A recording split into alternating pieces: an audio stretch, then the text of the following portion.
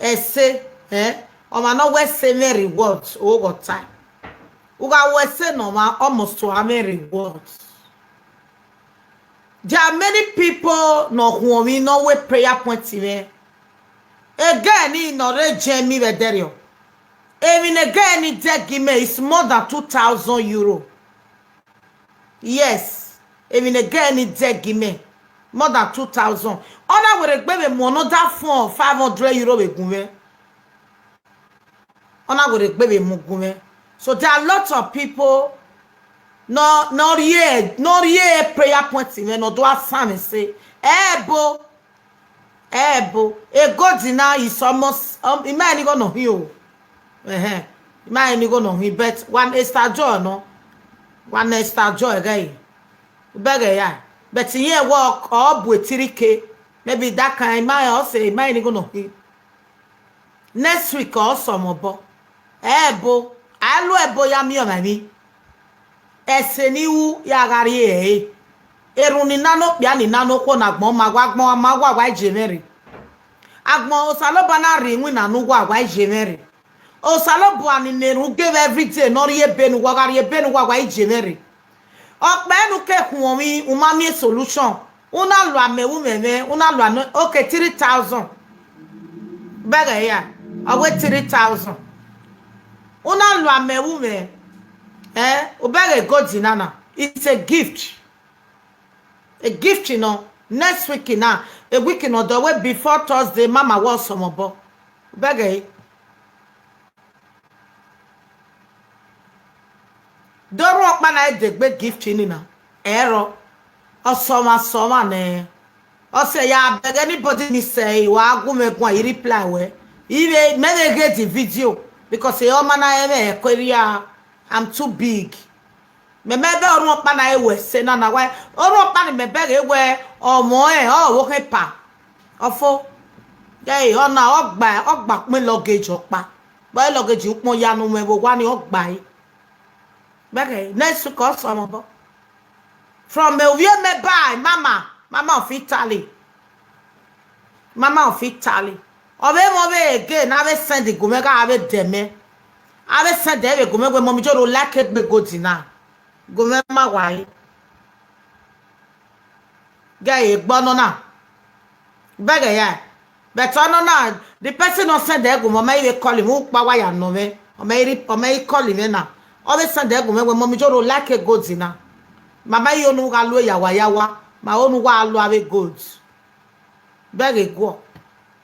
So why me na see so many wisi na mabe me ilo yawale igi ilo yawa ave go dey here iga luna. So all those yawa my level don't pass.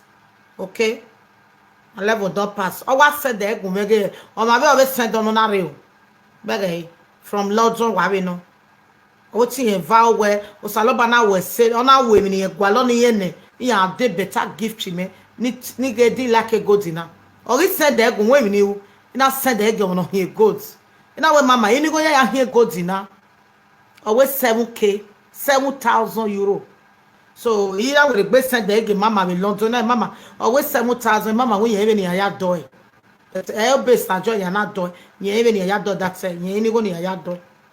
So salobua ibe me ba me o wa ya ma we no wa ya ja me hu ge na pega ero salobua we ya agbon debe no wa anybody no wa ewe anybody no wa bere we otemata be gbe me wa go me be a blessing because ya when it to bo me bless somani iya do we ijo de be ajigo ya brabe wa ga gele on wa love him even wa be ya bless him wa be ya bless somani wa na bere go mani we otemata be gbijori won ibe me ba me wa we mi ni la tan e fekeri no aya wata ya na ta we fake no o watin ya pa because wato bu wa we eri no I ma mi wa go ma wa ba o I me brabo run pa one day we but to give a fake testimony error oparo ni go na ladiana a te the secret ne e ke paro ni me na brabo ma ije mo ni ogbe me career e bribe keke bonalo ogbe me career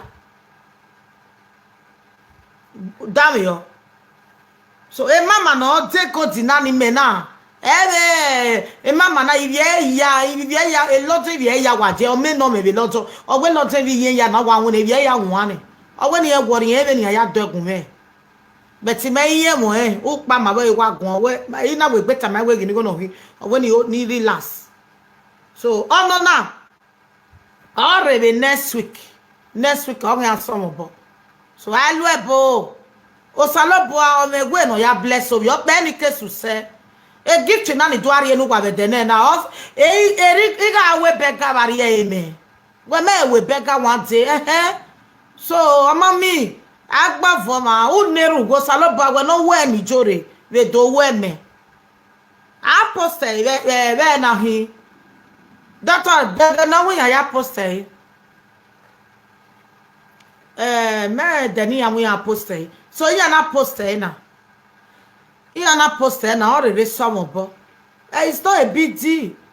But we're not no why jealous? Because if you me they know me more than now. Okay? Why jealous? There is nothing water no like your way or yeke or gala. Okay, on Monday. My beg me now one Monday now. Or here post. So what it did, you know bad.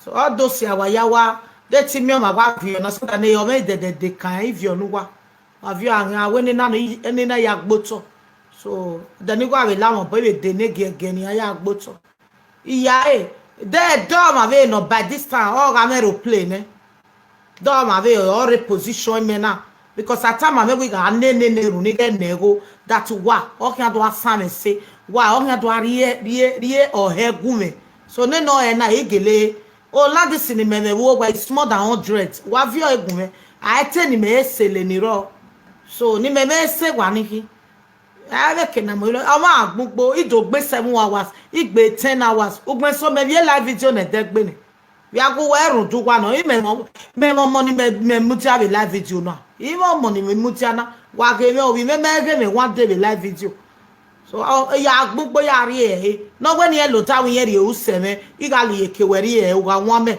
no we ni de ni get last ni get seke no saloba we ni se iga won me we na we won me ekewe ya na seba e mama ne gi mama da me ya fefe wa ga won me to ga return iguwa no kwa lo me so wa won me tu ga gbe kan no semesewa no kwa lo me wa won me tu ga gbe kan no semesewa e ti o saloba ni gabe ti ni ka ise eti diani yesige eti deno poko eti motano ka wekyoba ijiyare na bisi ti ari enoro ya ari ewo wi yin aga bo me yin aga zese me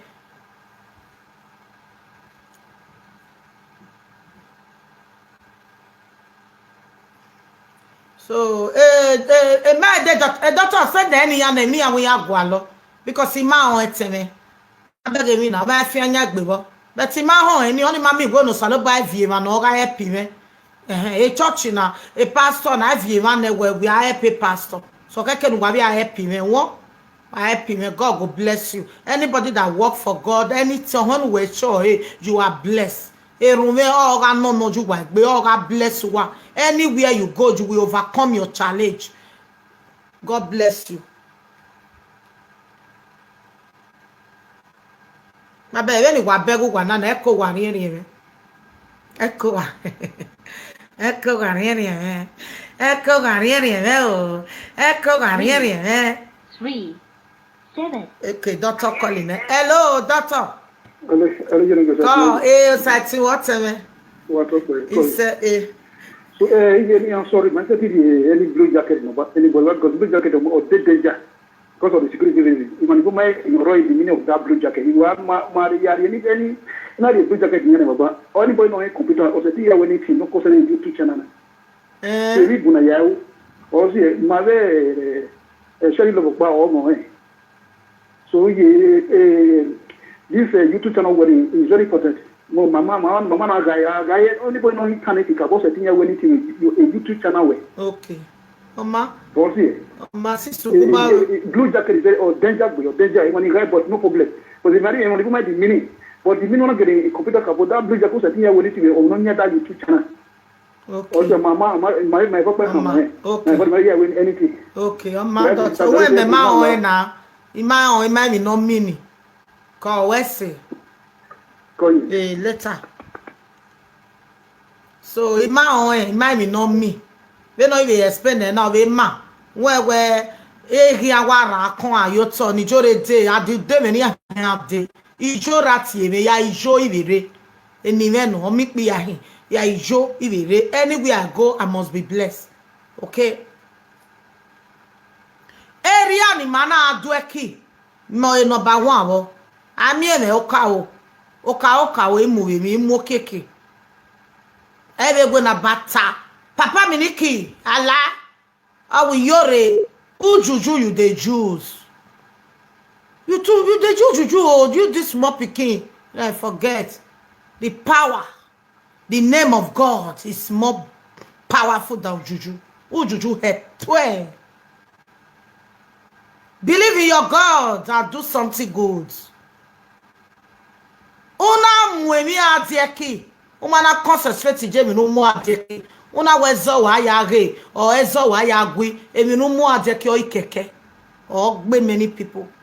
I never bring my prayer point come out in mu ezo nya one day, no matter how people will talk about me, no matter how people will say yore never, because here when mi mu adieki o important in me.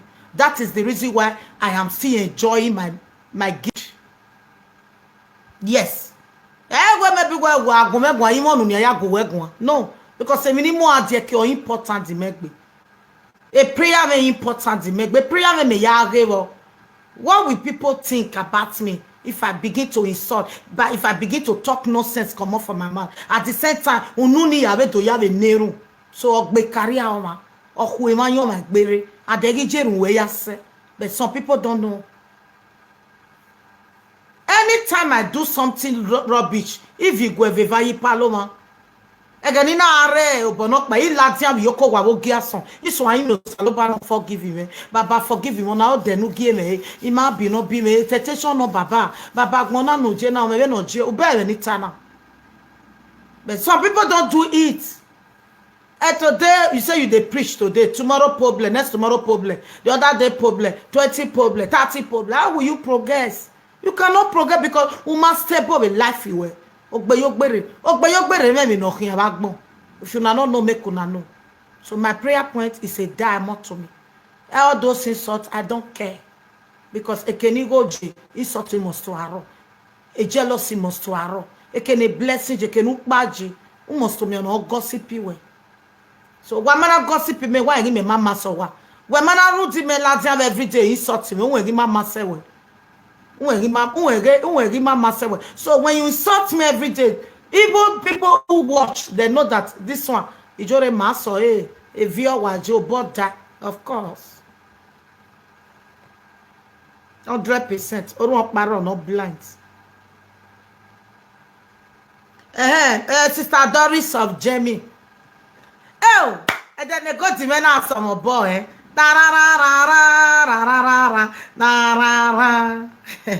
Like a good way. I don't make it stop yawa. I will say, oh, hey, where the sister Doris? Why ma? Why say, Ujin Wamuj of it, Bena? 3. Hello, God bless you. Sait, well, mommy. Sait, where? About okay. He what did you want? Mommy, yes, again. It's finished. What's in the fridge? Oh, yeah. Come, mommy. Sait, where? I think, wait, let me see. Oh, yes, sir, mama. Go, mommy. Go.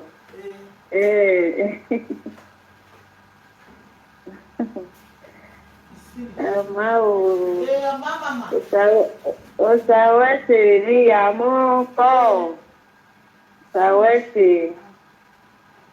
Come and see this. Sade ba we ni ka eri yo boy oye ko ma lo ba de bon yo oye ke.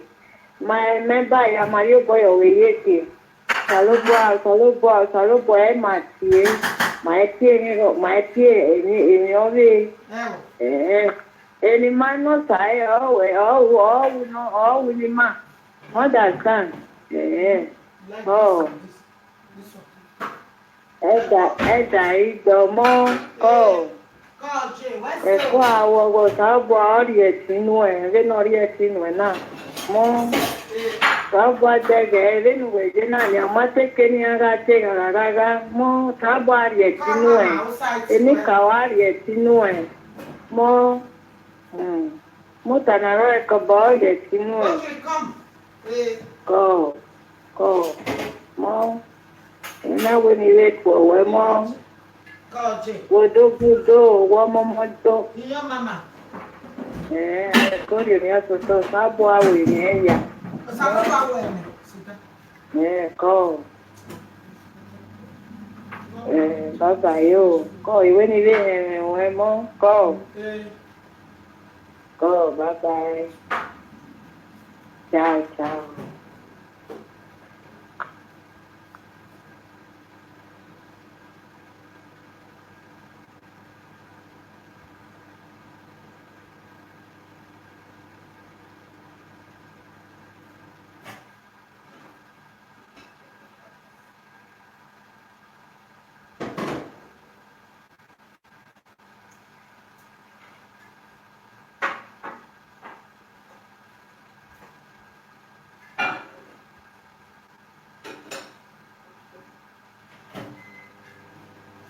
God is good every day.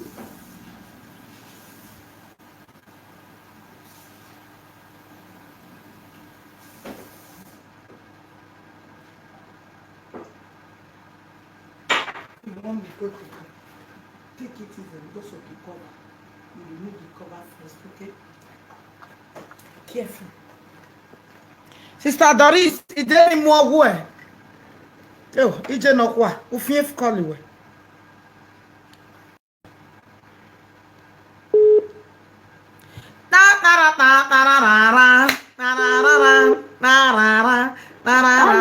Hello, I love you too, Sister Now. Mami jore ka tope. He said. Iye me ba we God of jore wa ya ga to. He said. Mami jore wa mi no see ni na when the doctor tell me ya admit because why? I get so yen we doctor dey busy and you boy ya block him. So when of vision amara ni eju to bury no love of be love. Le doctor no say we the video call. On ma we na ya block him Mama, what no la that when mommy block on Anna, who I call your boy your pin and no block. Me take away there. Me mami no dame me take a blocking, he blocking na. Me take a block there. Me mami no gi see phone me na wa be do stop. Na doctor go be ma we won. On your son me na ti ati. O say na ti ati na when the doctor ma we to go block because I say doctor any chance. Yeah, mommy Sherry love village. Every line, understand because I get so on the night so the mark banana do have the buy do I make a prayer lally the man mama need me. Again, I am with being here with a beret in a normal sense. On my journey when it takes time away. Oh man, I problem me take go a blocky. But now again phone Hello, I want to finish in the doctor on my way. Hello. Me money no give him here. Oh ma okay me am a doctor. Why you beg your back? Why you back can finish la video na? Okay. Can finish na. Where's it? Yeah. Wait.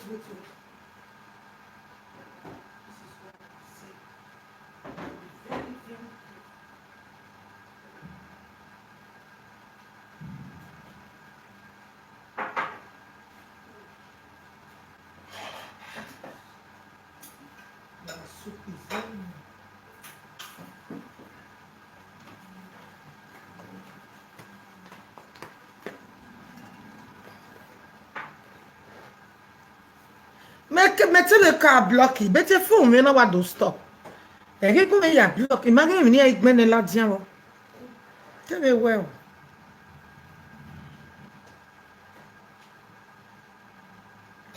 I call it. Okay, bloody money with some here. See ya ni we ya mi owo kan. Ole we kele me mu dia ina na ni ya mi owo kan ni. No wo kan me ke na we gbe adi o. Hello from America. Oh, we how I die. You don't walk in die. You know what die. You know what? Hello. Hello. Hello, we je me call. O Sait we. Call you. That's the one. Oh, don't even go. Eya ekwere. Okay, let's see. Come mama. Number one, and I want you to pick this advice because in my venue, it's time I wear. Who drop a message me every live video. Mere line. Oh no, Me a check about do advice me mama who drop gbani lucky advice public mo bo share me. Okay, no problem. Okay. No problem. Then another thing, ogo anything. Okay. Yeah. Another thing, ogo anything. Oga atore owana de we Africa. Una ka we o not be interested. No go so me dey interested. O mana me izoboba na ma we igwan. Me izoboba magwan won 1 hour's time. Okay, mama. No problem. Okay, call J. Mama. Sait we. O wanna there buy and sell, you know. When you buy it, you sell it back. I don't know what hanging at that, what that because he go when I give me or said going on left one. When I did I was confused one thing. Understanding. How you go on leave your shit away, you continue shit over. I just tired. I left for more. Don't use 2. Just 1 spoon. See what they happen. Drop the other one down. Drop it down.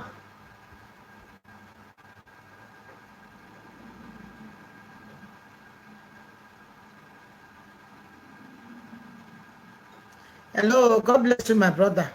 I will reply you later.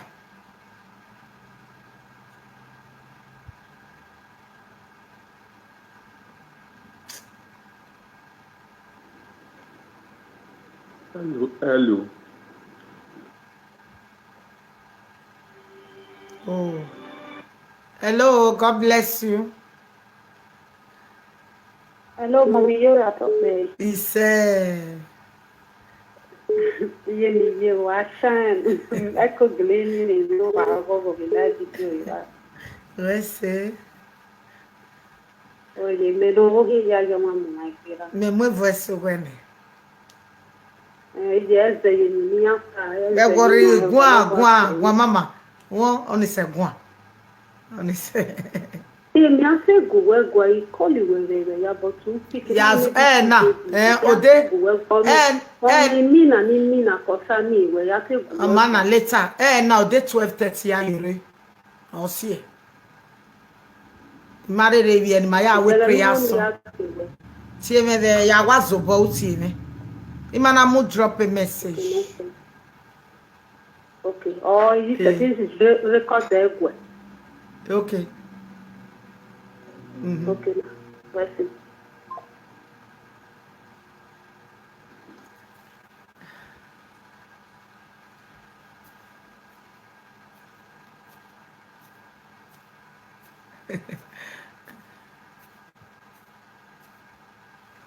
One.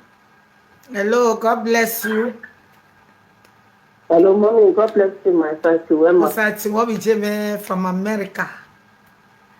Working prophet of God, God will continue to be with you, mommy. Amen. Be with you, ma. God will continue to enable you. Amen. God will continue to be with you. Now, mommy, my soul fasting now. I know I've already prayed willing and good over Amen, but I just want to add my faith to your own faith, ma. So you will go and do your now. Amen, woman. Like, yeah, with television. Okay, where the fasting in Mauna? You won't go and do your general prayer. Many things, just general prayer. That's I'm a good way. I'm not so mayor. I'm nothing on here below. Okay.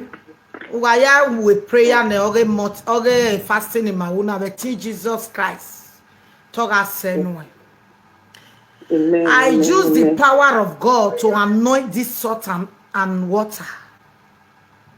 Uga loe ya kwe toga polidobo ya no regba do no regbera no regbije no regbe wonuje oga pole ya kwa bi ni Jesu. Uga lo anointi oye woman na ya wo te yan we ya ga confused. Amen. I promote you where we want in the name of Jesus Christ. God bless you, ma. Shall be well with you. God, bye bye. Amen. Thank you, Mom. Thank you, love you. God bless you, ma. Bless you Thank too.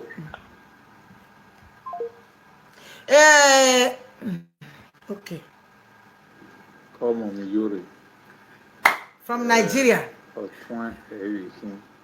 You want the carry one where they are not where only were enough, it is enough.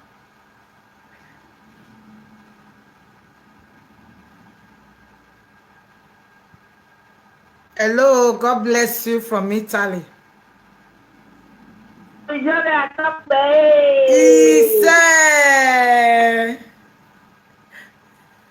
Come on, me, you Sait, well. Oh, Sait, what is it? Come on, me, Wahala. Hey, my mommy. USA. God bless you. Bless you too, ma. God bless you, mommy. Bless you too. You are God, you are dead, you are here. Come on, me. You're jail, Sait, well. Obo wa mi akukun le ni awe ya fefefe. Ise. Obo wa akukun le se bi ma ya fefefe obi ma mi akukun le ya. Ma mi eyan pe we ni we chamawe. Ma ya ni taya ori ma no pa la wo momiya o. Momiya. Momiya la. Oma, wese. La wo. Oma na ni momiya. Oma wese. Sait we. Waya wabota. Sima weni kmomi ma ni temi ma no ma. Ihe asunu jenu wa ronda igbovobugbe boye. Igbovobugbe na gwi na de eyan je. Isunu je niwe. Ope ari no kori no mogo me no ma. No temi ma no ma. Eme sota water no ma. Emi no dawe borion uga nwame toka sowobo. O bi setting gbo e o ko setting gbo e koma no gwalowo de me ya anwa mo isunu we gi ohun ya o wa ama wa ya wese ibe sort of water ministry e recording me mie we no de opa wa avie e mama pa no tie me o wa avie betima oni sunu jo owe momi jo re doge guo bo o vie wa ye mi gba ma be ya na aye mi gba no temata be ya na momi jore momi jore o salobo agyo ma re no do temata ma gbon pa mi o gi over dion we no ma na je na e bo ge ligi e de ba o gboka o tare no ya sunu imama no hi or neru the person vie when you ke vie sin more than 3 hours no when you ke vie or vie mo mijore ina we wa neru ge erun na ge omono temata bebo because omono temata egia yamalake omono temata so erun ni o kan aya ti overcome egia no we na lo da won yeto no we na lo da won yerie and omano be temata iya nego waga beg anybody no temata wa bless wa gigo duwa cause omano boye mata no my go no my go wa je ko bu wa ya bless wa beg won na matemata wa je ko bu wa ya bless oga Facebook oje wa ye star ne oga YouTube oje wa ye super chat ne won wa bless €5 I'm a 20 euro, 50 euro, 100 euro. Wa bless wa karanya wa be time God will bless you for your truth. You will never die young. Aka we bakpo ma why bless wala ibe sort of water ministry. Ave followers, ave viewers.